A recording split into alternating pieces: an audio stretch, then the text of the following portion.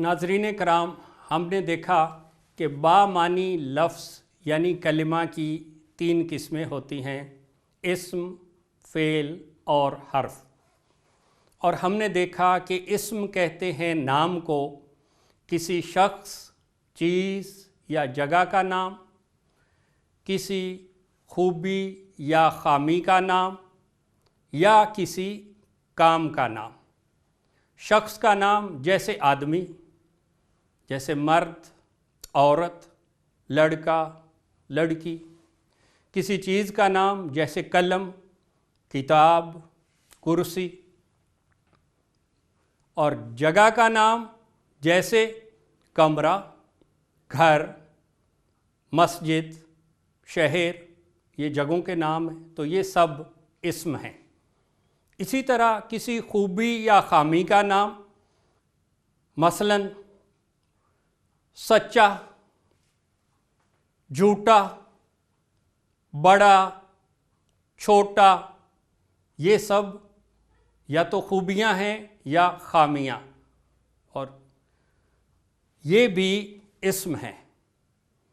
اور اسی طرح کسی کام کا نام، پڑھنا، لکھنا، سونا، جاگنا، چلنا، کھانا، دوڑنا، یہ سب کام کے نام ہیں، تو یہ بھی اسم ہیں۔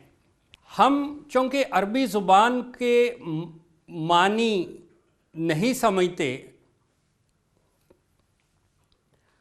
ہم چونکہ ابھی تک عربی زبان کے الفاظ کے معنی نہیں سمجھتے، تو اس لیے ہمیں کیسے پتہ چلے گا کہ کون سا لفظ اسم ہے؟ تو ہم اس سے آغاز کرتے ہیں اسم سے۔ ہمیں اسم کی پہچان کیسے ہوگی؟ اس کے لیے ہم کچھ نشانیاں بیان کریں گے، جنہیں ہم علامات اسم کہتے ہیں۔ اسم کی 2 بڑی علامات ہیں۔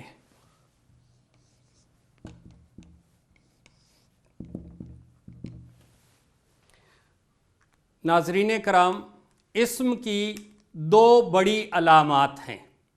ان میں سے پہلی علامت کو تنوین کہتے ہیں، اور تنوین کہتے ہیں کسی بھی لفظ کے آخر میں 2 پیش، 2 زبر یا 2 زیر کا پایا جانا، اسے تنوین کہتے ہیں۔ اور اسے تنوین کیوں کہتے ہیں؟ کیونکہ اس کی وجہ سے لفظ کے آخر میں ایک نون کی آواز پیدا ہوتی ہے، اضافی آواز۔ جیسے کہ یہ ایک لفظ ہے کتابن،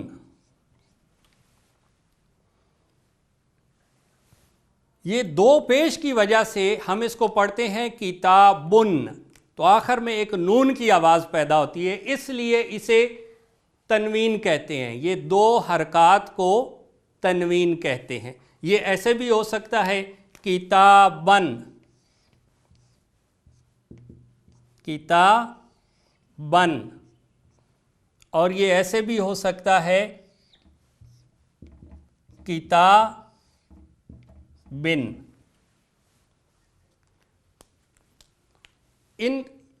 یہ جو 2 پیش ہیں یا 2 زبر اور 2 زیر، یہ ہمیں بتا رہی ہیں کہ یہ کلمہ اسم ہے، کیونکہ یہ 2 حرکات، 2 پیش، 2 زبر یا 2 زیر اسم کے علاوہ کسی بھی لفظ پر نہیں ہوتی، نہ فعل پر اور نہ ہی حرف پر۔ تو اس سے ہمیں پہچان ہو جائے گی اسم کی۔ ناظرین، اس کا یہ مطلب نہیں ہے کہ اگر کسی لفظ پہ تنوین نہیں ہے تو وہ اسم نہیں ہو سکتا۔ ایسی صورتیں بھی ہیں جن میں لفظ پر تنوین نہیں لیکن پھر بھی وہ اسم ہے، وہ ہم آگے چل کے پڑھیں گے کہ وہ کون کون سی صورتیں ہیں۔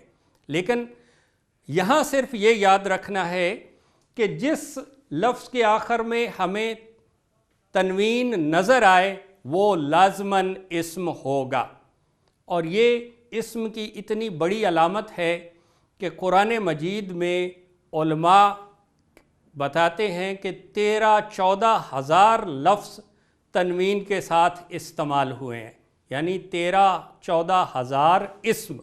اگر ہم یہ ایک علامت یاد کر لیں اسم کی تو ہمیں قرآن مجید کے 13-14 ہزار الفاظ جو ہیں ان کا پتہ چل جائے گا کہ وہ سب اسم ہیں۔ اور اسم کی دوسری علامت اسے کہتے ہیں الف لام۔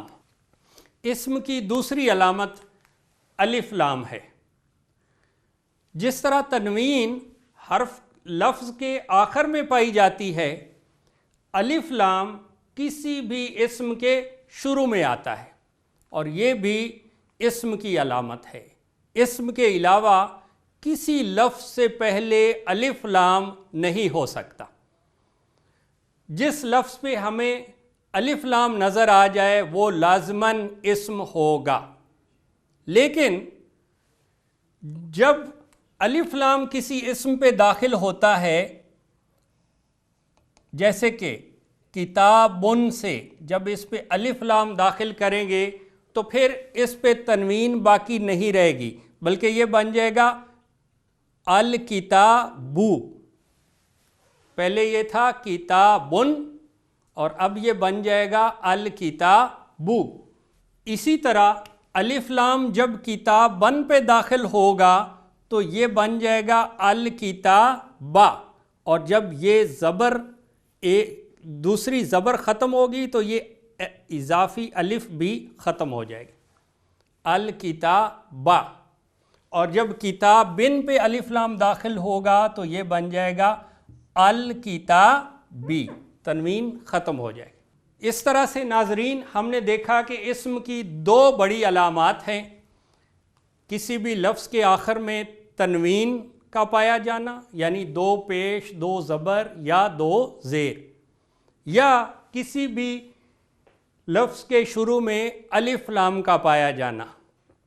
تو یہ دونوں طرح کے الفاظ جو ہیں وہ اسم ہوں گے، لازماً اسم ہوں گے۔